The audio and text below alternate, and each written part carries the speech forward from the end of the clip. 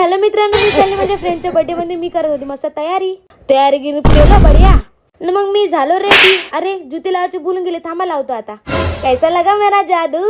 मग मी निघली भर अपनात. मग भेटला मला त्याचा डग्यामध्ये बसून डुक डुक डुक डुक डुक डुक चालली. मग मी धावायला लागलो बस गेली का म्हणून.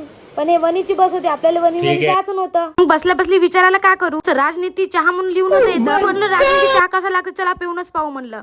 बापा चाय गिन तर बाका होता. ठेवून होतं बिस्किटचा डब्बा. घेतला डब्बा, बकाबक खाली बिस्किट, ठेवून दिला चुपचाप डब्बा. जर तुम्ही बी गुगूस मध्ये आले तर हा चहा नक्की पिऊन पहा. जो कसा वाटला मला तर बढिया वाटला बा. मजा आली होती. बस पहा कशी मस्त भीड आहे. मी ना आपला दिमाग लावला. मी लहानची चौकटे हात घुसून जाते मया. मी ना आपली शीट केली बुक. तुम्हाला माझा आयडिया कसा वाटला तुम्ही पण असेच करा जो. मग गेलो बढिया आरामशीर आपल्या सीट मध्ये जाऊन बसलो. पहिली सीट मस्त आवडते, पण हा काकाजी पान मस्त चष्मा लावून होता.